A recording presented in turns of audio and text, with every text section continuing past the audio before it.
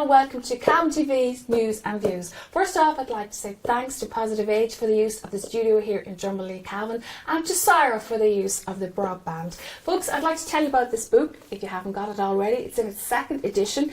It's Cavan Town, a look back. It's a great book. It's a social history of Cavan Town, and it goes back to the 1900s, from then until up to date, until recent times. A great book full of pictures, cuttings from the Celt. There are essays and little snippets of things and events that happened over the years in Cavan from different people all around Cavan Town. A great book. It's in now in its second edition in Eason's bookstore. Do have a look.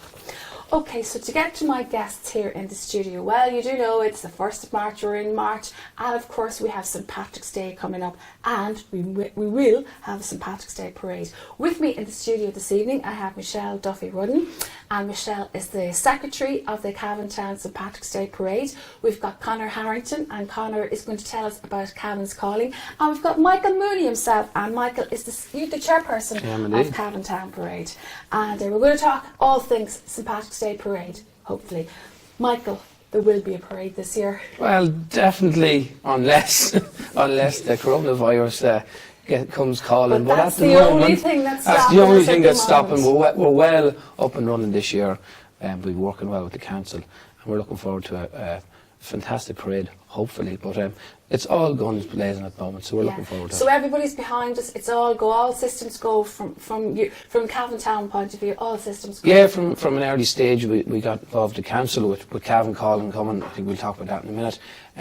It's very positive, and it's great to work together so closely and get it out there that put Cavan on the map again. And of course, we're going to go live to the world, streamed live to the world on the day, and it starts at? Yeah, I think this is our 10th year streaming it live. It's on Tuesday the 17th, and it's starting off at 12:30. And listen, it's great to see so many people looking from all around the world. And we have seen that, Michael. We have seen from the videos from over previous years, we've seen comments from all over the world. Yeah, it's from countries you haven't heard from in a while, and they're popping up from everywhere. So it's great. So yeah, we're looking forward to a colourful parade. Last year was excellent. People really made an effort, and we hope people make the same effort this year and come out and enjoy the day. Right, and Michelle, this year, is there anything different? Well, apart from the risk of it being off again, but that's not even different because we had this That's last year. beyond our control, unfortunately. So anyway. we'll just keep planning for the best parade, and if something changes, obviously we'll keep public safety the priority. But like last year, stick to the formula you stuck to last year. Yeah, last year we said to people, if they have a lorry to put in, rather than have it just be like a traffic jam, it's not interesting for the spectators and even the people in it. If you have put effort into a float and you see somebody else with just a couple of balloons and a lorry, it doesn't make for an interesting parade.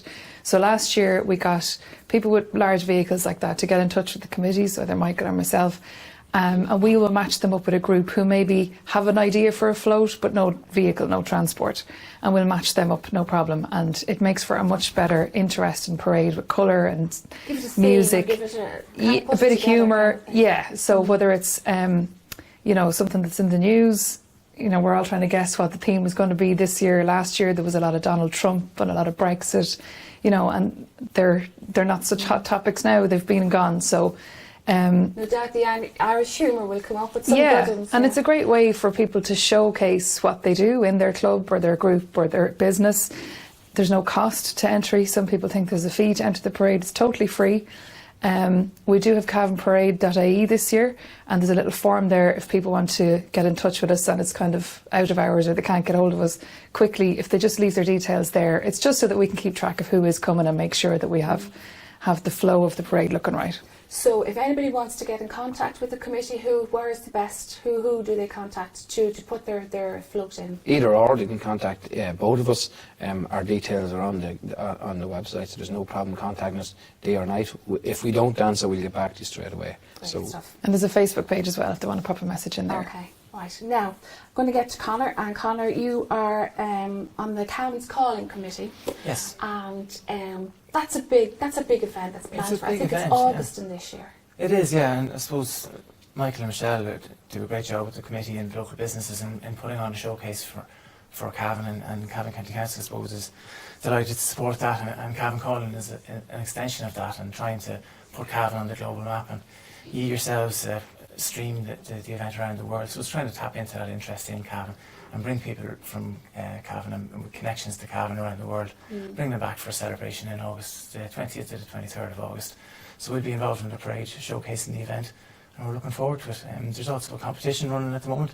If you see the event taking place, the parade, and you think, I wish I was there, there's a competition to win flights home to Cavan from anywhere in the world. It's running on our Facebook page, facebook.com/Cavan Calling. How do you do Yeah, it? just have to share a photo or a story or something that reminds you of Cavan. It can be a memory, or if you've never been, it's something that reminds you of Cavan. So it's very simple, and that person that gets the most likes wins. So people can invite their friends to like and share their posts. I forgot to mention as well, Conor, you are the Communications Officer for Cavan County Council, and that is your role in this. Yeah, it's great. It's great that the parade is going ahead and that Cavan's Calling is coming up as well. And to think of the fear of last year that we nearly didn't have a parade.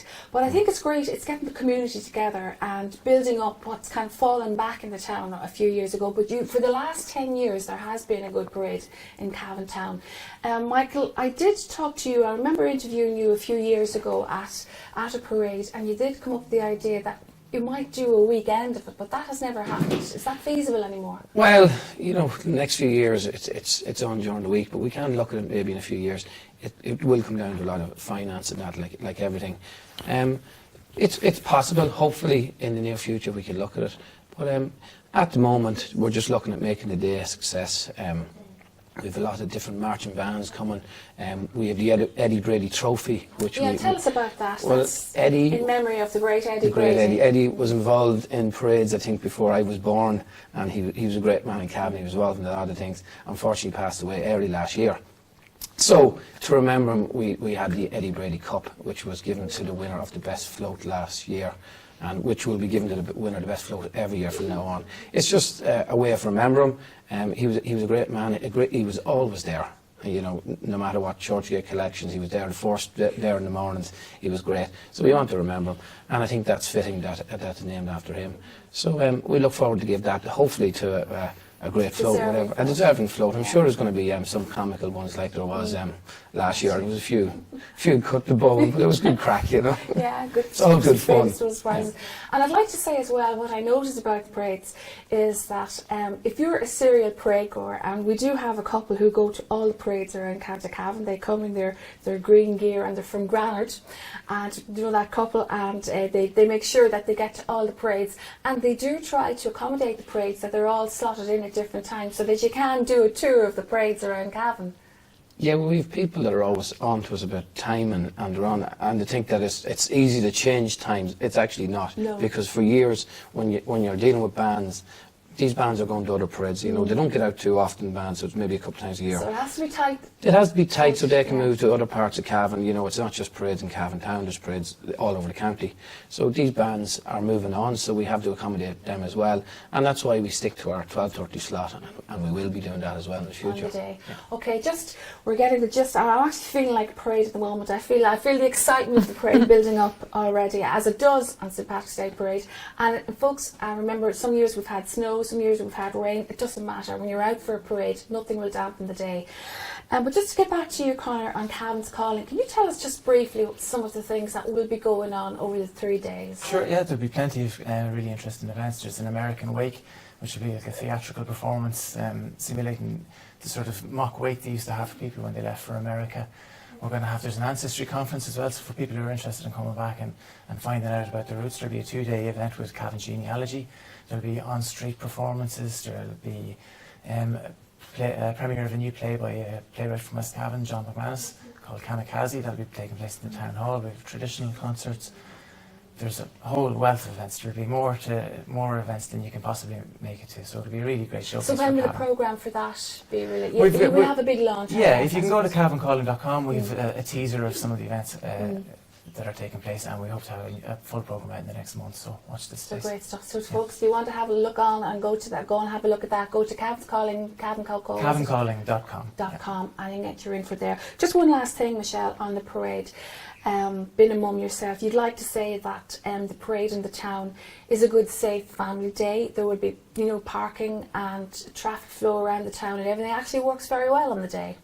It does, and I also think people meet up with each other. They haven't seen each other in a while. Kids have a great way of, you know, bumping into friends, and then the parents start talking, and friendships are formed, and friendships are kind of, you know, people reunite, maybe people who are home. So yeah, even, there's lots of places open to get a cup of coffee, and there's good. Yeah. There would be ample parking, won't there? Seeing that the multi-story will be open and free. Will be yeah, open and free. That's good. Yeah. And because the car park, Tesco car park, would be used for the floats to come around the town. yeah. But there would be a good. But there'll be flow plenty of around. It'll be marshals and safe. everything to As it direct is people every as to year. where they go. Yeah, It's a good family day. it is for all generations. Yeah. Okay. Well done, folks. Once again, a fantastic day for St Patrick's Day coming up on the 17th of March, and we look forward to that. Hopefully everything going well. And of course, Cavan's Calling, that is a big thing to look forward to in August. And don't forget the competition. Tell them one more time, Conor, about the competition. It's win flights home to Cavan from anywhere in the world for Cavan Calling. You go to our Facebook page, facebook.com/Cavan Calling, and share your impressions, images, memories of Cavan, and the post with the most likes wins. So get liking. Well done. That's it, folks. I'd like to say thanks to Michelle Duffy Rudden, to Conor Harrington, and to Michael Mooney to come in to talk to us on Cavan TV this evening. That's it, folks. We'll see you on St Patrick's Day. Of course we will. We'll see you all over the world. We're just so delighted to stream it once again all over the world. And that's it. And thanks for watching once again Cavan TV's News and Views.